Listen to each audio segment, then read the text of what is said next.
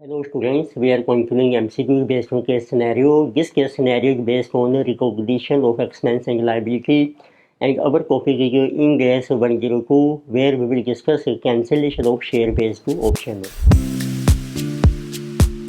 So let us see data given in this scenario. So we are given that Voya Limited issued 1000 share options to each of its 200 employees for an exercise price of ₹10.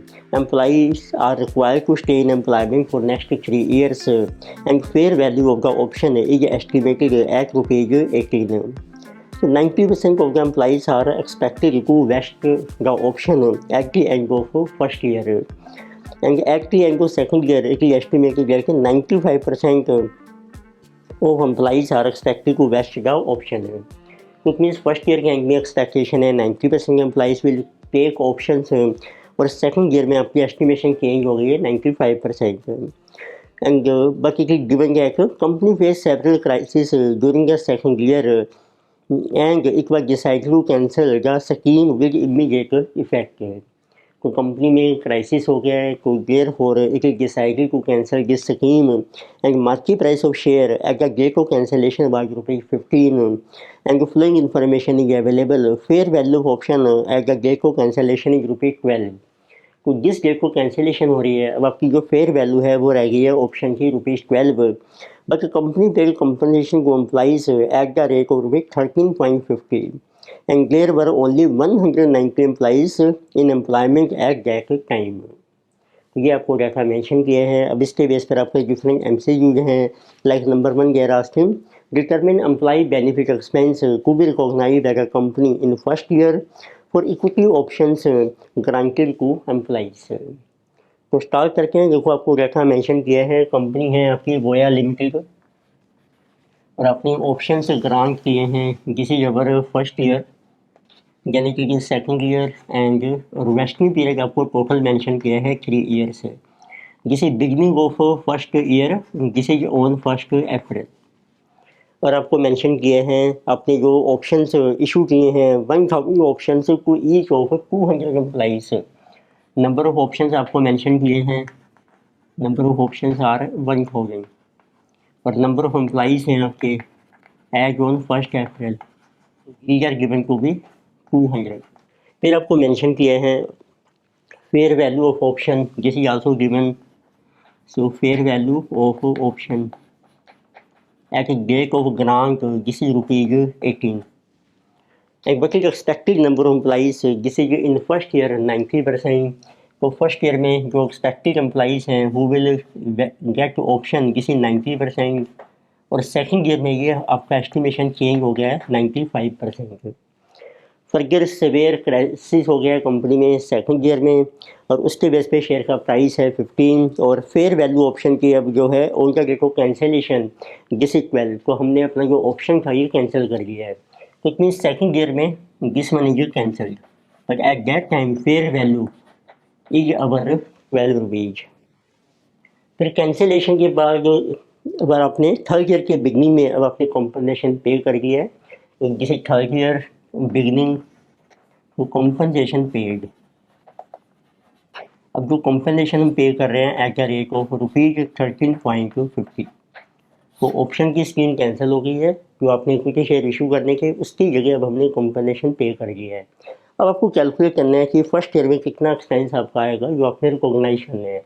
तो लेके से this is MCQ number 1 employee benefit expense which we have to recognize in first year. So this is our first year.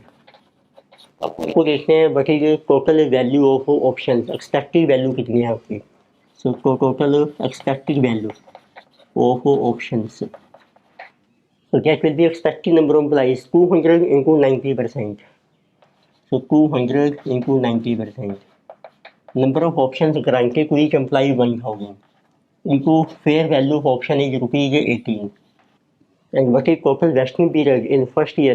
This is 3 years है. तो it means आपका expense आ जाएगा 1/3. तो आप 3 से डिवाइड कर लीजिए. This will be our employ benefit expense for first year. So this is 200 into 90% into 1000. So into 18. So divided by 3. तो किसी कमिंग ₹10,80,000 ये आपका एक्सपेंस है। तो उसकी एंट्री भी देख लेते हैं क्या बन जाएगी, जर्नल एंट्री बन जाएगी आपकी एम्प्लॉई बेनिफिट एक्सपेंस, तो जिसमें लिखिए debited to share based payment reserve account, it means ये इक्विटी में ट्रांसफर हो जाएगा। और जो एक्सपेंस है वो आपका P&L में डेबिट हो जाएगा, profit and loss account debited to employee benefit expense account. तो इट मीन्स फर्स्ट ईयर में जो आपने एक्सपेंस रिकॉग्नाइज करना है और जो आपने रिजर्व बनाना है इक्विटी में, तो अमाउंट है आपका 10,80,000। So now you can see which option is correct for MCQ number 1. So correct option is option B. So next we have second MCQ. So we are asking determine the employee benefit expense to be recognized by the company in second year for equity option granted to employees. तो अब देखते हैं second year में क्या क्या आपकी changes हैं। तो आपने कैलकुलेट करना है एम्प्लॉय बेनिफिट एक्सपेंस। तो फर्स्ट लेके से what is total expected value of option से में जो आपके एक्सपेक्टेड नंबर ऑफ एम्प्लॉइज है वो हो गए 95%। तो एक्सपेक्टेड वैल्यू ऑफ ऑप्शन, और फर्दर आपको मेंशन किया कि सेकंड ईयर के अंदर हमने ऑप्शन की जो स्कीम है वो कैंसिल कर दी है। इट मीन्स अब जो टोटल बैलेंस रह गया आपका टोटल वैल्यू में से जो आप एक्सपेंस ऑलरेडी रिकॉग्नाइज कर चुके हैं फर्स्ट ईयर में, इट मीन जो बैलेंस रह गया वो आपने फुली रिकॉग्नाइज करने हैं सेकंड ईयर में एज एक्सपेंस। तो लेके से total expected value option, so this is तो आपके 200 एम्प्लॉइज हैं। Now it is expected 95% employees will exercise and जो नंबर ऑफ शेयर्स हैं आपके 1000 और फेयर वैल्यू आपकी चल रही है ₹80। तो ये आपका टोटल अमाउंट है जो आपने प्रोविज़न क्रिएट करना है एक्सपेंस में। तो जिस अमाउंट की रुपीज़ 34,20,000। अब आपकी देखो क्योंकि ऑप्शन कैंसिल हो गए हैं तो ये आपने फुल अमाउंट इतना रिकॉग्नाइज होना चाहिए as expense up to second year. इसमें से आप माइनस कर लीजिए what is expense which was recognised in first year. तो फर्स्ट ईयर में देखो आपने एक्सपेंस रिकॉग्नाइज किया था जिस वाज 10,80,000 तो अमाउंट रह जाएगा, तो उसका आपको एक्सपेंस रिकॉग्नाइज करना है। तो दिस इज कमिंग 23,40,000 एंड किस आपकी सेम है employee benefit expense to share based payment reserve account, और जो एक्सपेंस है आपका P&L में चार्ज हो जाएगा। तो this is our employ benefit expense which is debited to P&L। तो this is in second year rupees is 23,40,000। Now you can see which option is correct, answer is option C is correct. और इतने ही amount का आपका share based payment reserve बन जाएगा। तो it means हमारे books में अब 34,20,000 का शेयर बेस्ड पेमेंट रिजर्व जो है वो एक्यूमुलेट हो गया है। तो next we have third MCQ they are asking determine the amount of employ benefit expense to be recognised by the company so when compensation is paid to employees due to cancellation of the option. तो जब आपने compensation पे करना है तो उस time देखेंगे हम कितना एक्सपेंस आपका रिकॉग्नाइज होगा P&L में due to employ benefit expense. उसके लिए देखो कैलकुलेट करते हैं पहले। अब अपने कॉम्पनसेशन को पे करना है एट द रेट ऑफ 13.50। तो let us see what is our total compensation so to be paid and it is also mention कि इस टाइम कितने एम्प्लॉइज हैं आपके 95% मीन्स 190 एम्प्लॉइज हैं जिन्होंने ये ऑप्शन जिनको कॉम्पनसेशन पे करना है। 1000 शेयर्स हैं, अमाउंट है आपका 13.50।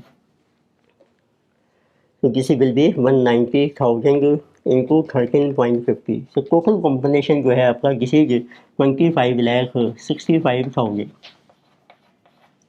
पर अब आप इसके लिए पहले से ही जो है शेयर बेस्ड पेमेंट रिजर्व बना चुके हैं which is our equity component. उसमें से आपने कितना ट्रांसफ़र करना है, उसमें से हम ट्रांसफ़र कर सकते हैं up to fair value on the date of cancellation. तो आप मेंशन कीजिए अमाउंट मीन्स आपने जो रिजर्व बना रखा है उससे आपने कितना अमाउंट ट्रांसफ़र करना है इस कॉम्पनसेशन के लिए, जिसे amount to be transfer from share based payment reserve which is called equity. उसका रूल होता है जब आपकी कैंसिलेशन हो रही है so this will be up to fair value of option on date of cancellation. तो वो आपको मेंशन की है इस केस में।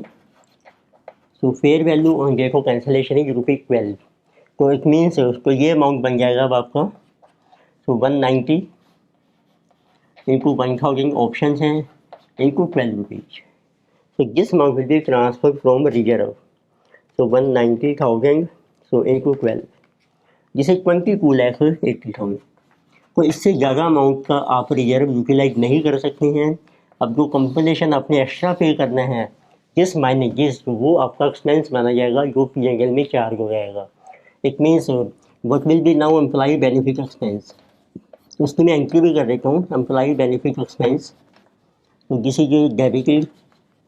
तो how much is this, this is 2565 minus 2280, तो दिस इज कमिंग 285 होगा। ये तो आपका एक्सपेंस आ जाएगा जो P&L में चार्ज होगा। अब आपने कुछ रिजर्व यूज करना है, जिसे शेयर बेस्ड पेमेंट रिजर्व। तो अकाउंट डेबिटेड, कितना रिजर्व आपने कैलकुलेट किया है, 2280। अब आप कॉम्पनसेशन पे कर दीजिए एम्प्लॉइज़ को टू बैंक अकाउंट। बैंक में आ जाएगा टोटल कॉम्पनसेशन जो आपको पे करना है, जिसे 2565 होगा। तो मीन्स आंसर है आपका कि एक्सपेंस कितना होगा डेबिट P&L में, 285 होंगे, which you can C. So answer is our option A. तो इसका जो करेक्ट आंसर है जिस ऑप्शन है ए। और सेकंड पॉइंट आता है कि अब जो रिजर्व आपने बना रखा है शेयर बेस्ड पेमेंट रिजर्व, तो उसमें जो बैलेंस रहेगा वो आपका ट्रांसफर हो जाएगा जनरल रिजर्व में या रिटेन अर्निंग्स में directly to equity. So in this lecture we discussed the topic of Ind AS 102 related with cancellation of share based option which is issued to employee। Further topics continue करेंगे next lecture में। Video आपको अच्छी लगती है subscribe कीजिए, recommend कीजिए, share कीजिए। Thank you.